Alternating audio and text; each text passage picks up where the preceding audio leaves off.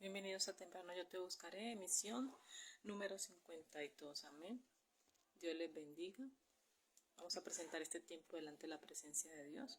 Padre, te doy gracias primeramente porque nos has dado vida, fuerzas, salud, nos has dado descanso, mucho reposo, el cual estamos muy agradecidos, Señor. Hoy, este segundo día de la semana, Señor, estamos presentando delante de ti con un corazón verdaderamente rendido y con mucha hambre y sed en lo espiritual de conocer cada día más lo que nos quieres enseñar por medio del devocional de Génesis. Te damos la bienvenida, Padre, te damos la bienvenida, Hijo, te damos la bienvenida, Espíritu Santo de Dios. En el nombre de Jesús, amén y amén. Bueno, hoy vamos a continuar con la historia del patriarca José. Nos corresponde escudriñar el capítulo 41. Amén. Y vamos a leer la palabra por la autoridad del Padre, del Hijo y la revelación del Santo Espíritu de Dios. Y que sea su dirección. Amén. Entonces dice, los sueños del faraón. 2 años más tarde el faraón soñó que estaba de pie al lado del río Nilo. Del río salieron 7 vacas hermosas y gordas que se pararon a comer pastos. Después salieron del río otras 7 vacas feas y flacas y se pararon al lado de las otras vacas en la orilla del Nilo. Entonces las vacas feas y flacas se comieron a las vacas hermosas y sanas y luego el faraón se despertó. Verso 5. Después el faraón se volvió a quedar dormido y tuvo un segundo sueño y había 7 espigas de trigo gordas y buenas creciendo en un mismo tallo. Bendiciones, Pastora Rosa. Después crecieron siendo espigas. Amén. Más las flacas, flacas y quemadas por el viento del oriente. Verso 7. Luego las espigas flacas se entregaron a las espigas gordas y llenas.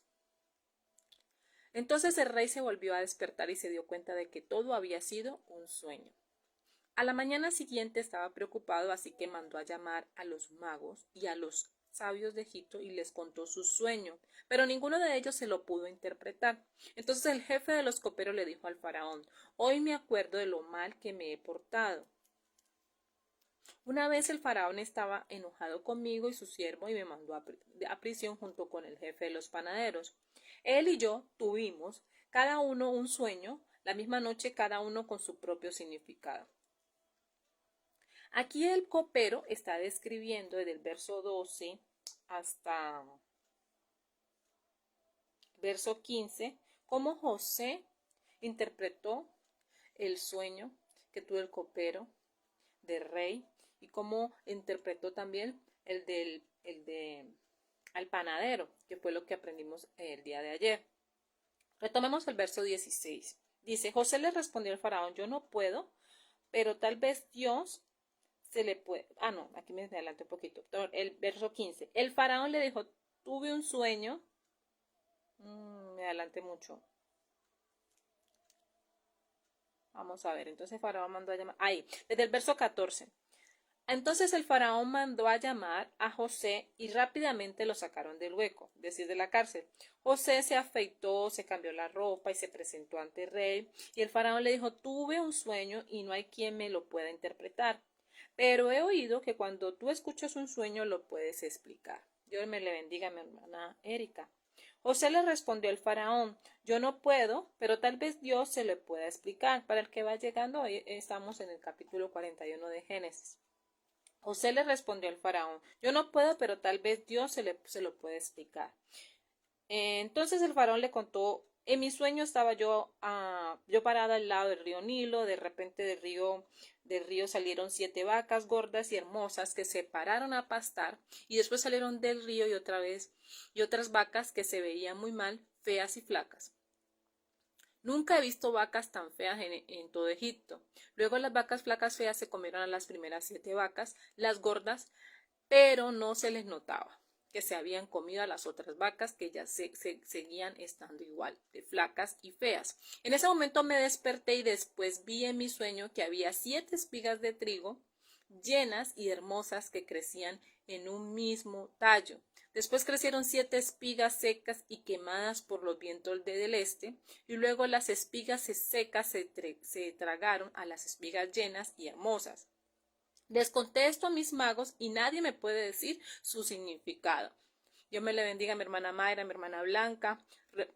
Les conté esto a mis magos y nadie me puede decir su significado. Verso 25. Entonces José le dijo al rey, estos 2 sueños son sobre lo mismo. ¿Qué le dijo? Estos 2 sueños son sobre lo mismo. Dios está tratando de decirle lo que va a hacer pronto. Le dice José ¿a quién? Al faraón. Las 7 vacas hermosas y las 7 espigas hermosas son 7 años.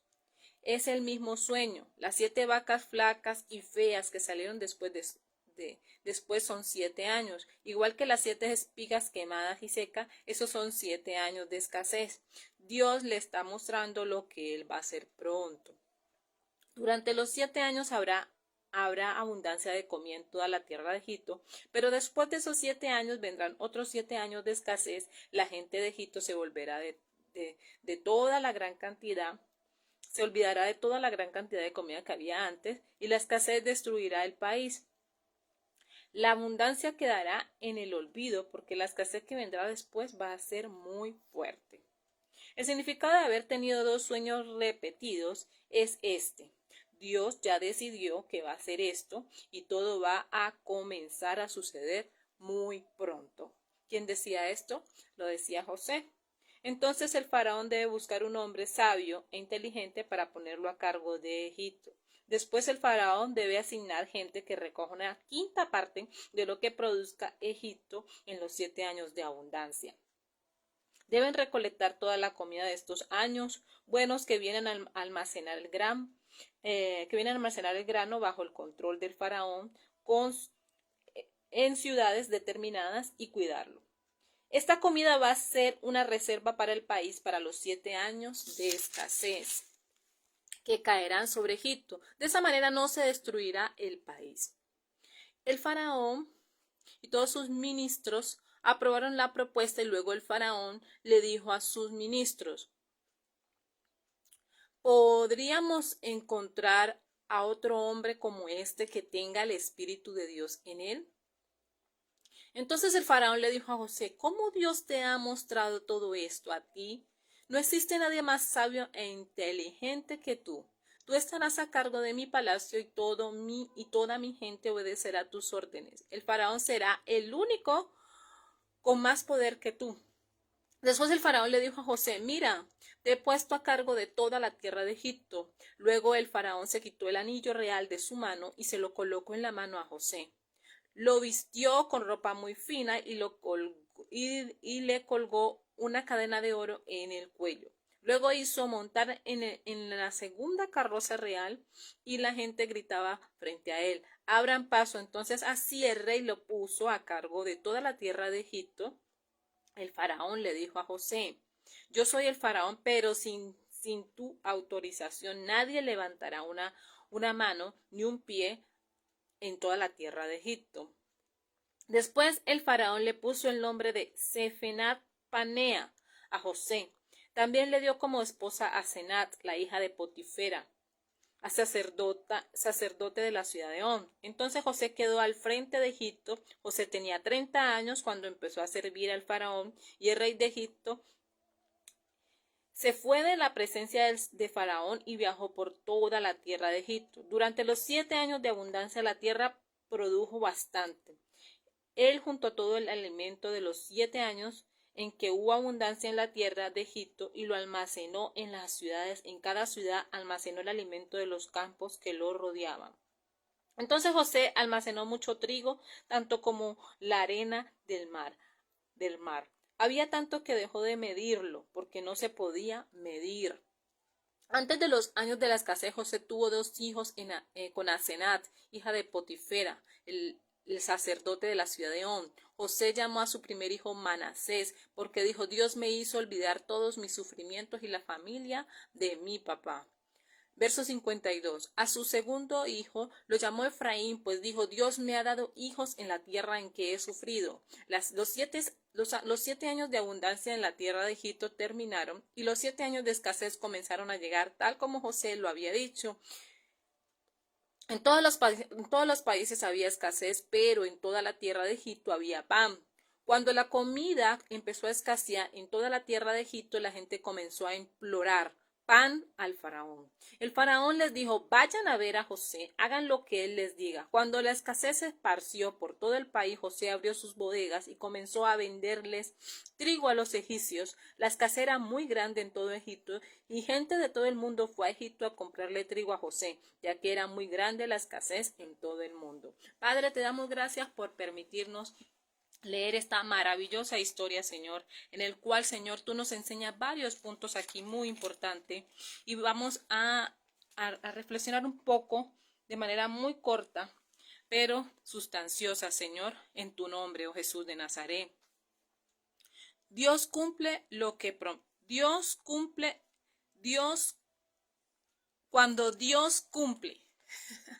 Es así, cuando Dios cumple.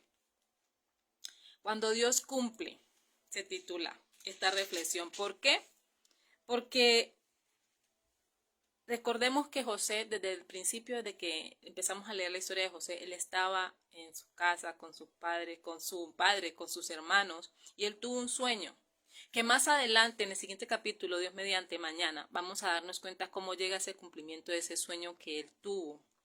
Pero aquí ya estamos viendo que hay un desenlace, amén. Hay un desenlace en el sentido de que ya él recibió ¿qué? Una autoridad.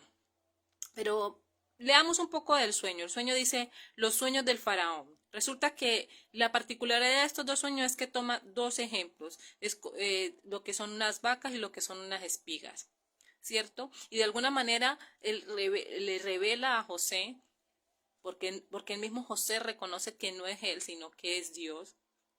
Y lo más tremendo de todo esto es que es en el tiempo perfecto, agradable de Dios. ¿Por qué? Porque cuando terminemos la historia del panadero y del copero, este hombre, no fue propósito de Dios en ese momento que este hombre se acordara de José. ¿Por qué? Porque en el verso, si vamos al verso 9 del mismo 41, vamos a leerlo, el verso 9, que es el punto, dice, entonces el jefe de los coperos le dijo al faraón, hoy me acuerdo de lo mal que me he portado. Una vez el faraón estaba enojado conmigo, su siervo, y me mandó a prisión junto con el jefe de los panaderos. Él y yo tuvimos cada uno un sueño y la misma noche cada uno con su propio significado. Había un joven hebreo ahí con nosotros, siervo del capitán de la guardia. Le contamos nuestros sueños y él nos explicó el significado del sueño de cada uno. Y todo resultó tal como él nos los había dicho. Yo recuperé mi antiguo empleo, pero el otro lo colgaron. Tremendo. Es en el tiempo perfecto y agradable de Dios que se dan las cosas.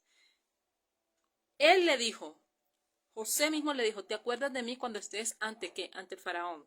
Cuando él estuvo, fue que no se acordó de él. Y él ahora con estas palabras en este capítulo, en este punto de la historia, él mismo reconoce que hoy me acuerdo de lo mal que me he portado, o sea, de lo mal agradecido que fui, que no me acordé.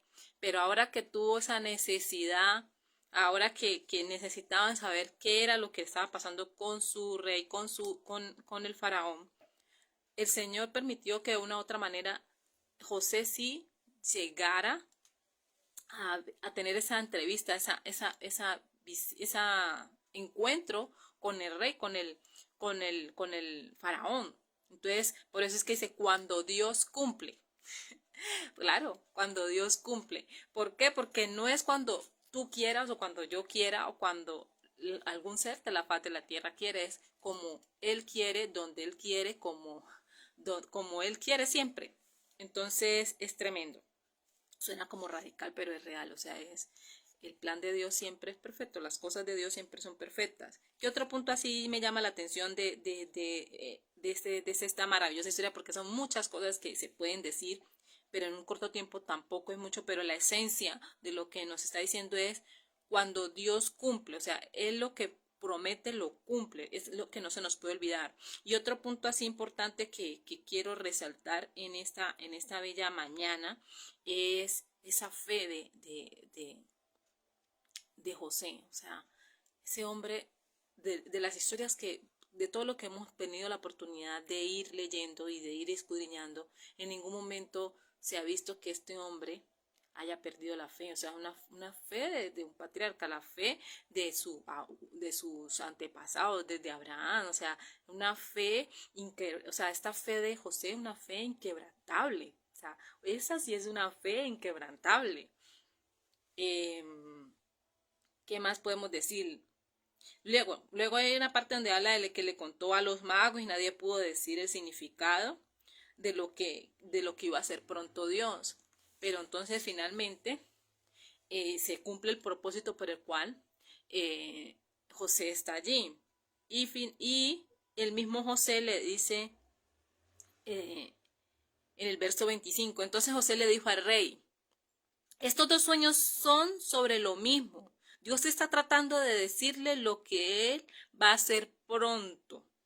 Lo que Él va a hacer, ¿qué? Pronto. Hay mucha gente que no cree en muchas terminologías, o hay mucha gente que no cree en los sueños o a veces no le pone atención y la verdad, Dios de una u otra manera siempre nos advierte, nos avisa, nos indica que algo viene, tanto como puede ser positivo como puede ser no muy tan bueno y a veces no le ponemos cuidado. Y nos ponemos a preguntarle a uno, le ponemos a preguntarle a otro, y pues primeramente debemos orar a Él, porque por eso está, el Señor Jesucristo hizo el sacrificio que es, o sea, por eso el plan perfecto de que nuestro Señor Jesucristo viniera a salvarnos, para que nosotros tuviéramos una comunión nuevamente con Él. Entonces, cuando nosotros nos están pasando este tipo de cosas, el Señor de una u otra manera nos está advirtiendo, avisando, y nosotros tenemos que orar, confiar en el Señor, ponerlo delante de la presencia de Dios y no irnos a cosas que no son las adecuadas, no irnos a las personas que no son conocedoras realmente de lo que Dios quiere, no irnos a mecanismos. Mira que el faraón se fue a los mecanismos que él conocía de su idiosincrasia, de sus tradiciones, se fue a los magos, se fue a los más sabios, se fue a todo, pero finalmente ¿dónde consiguió la respuesta? ¿Dónde realmente consiguió un descanso y encontró también una solución a lo que se iba a presentar? Pero ¿por qué hubo ese respaldo de Dios? Porque era un hombre que, recuerden que Dios quita y pone reyes y los presidentes, los gobernantes, los alcaldes existen porque la voluntad de Dios, es porque Dios permite que los haya. Como hay unos buenos, hay otros malos, pero todos siempre tienen un propósito y un plan perfecto de Dios. Entonces, él respalda a las autoridades. Las autoridades no son, mira, yo no sé por qué, pero él nos viene hablando mucho de lo que es respetar las autoridades, de lo que es reconocer que hay una autoridad. Y yo creo que si él nos tiene en eso es porque nos falta todavía respetar a nuestras autoridades, respetar a nuestro presidente, respetar a nuestro alcalde y que de eso se radica tal vez las consecuencias que vivimos a diario en nuestras naciones, en nuestros municipios, ciudades o provincias o corregimientos. ¿Por qué? Porque no les damos el valor, no los respetamos, no nos damos la tarea, sino que prejuzgamos. Y todo eso, a causa de que sale de nuestra boca, de nuestros pensamientos, tiene unas consecuencias que no son de bendición para nuestra vida, ni para nuestra familia, ni para nuestra tierra, ni para nuestra nación. Es como diciéndonos en ese momento, ¿hasta cuándo vamos a juzgar o a victimizarnos? Cuando en realidad los únicos culpables de lo que sucede en la humanidad somos nosotros mismos por no tener esa sujeción, ese respeto hacia nuestras autoridades. Dios santo, nos está exhortando a todos.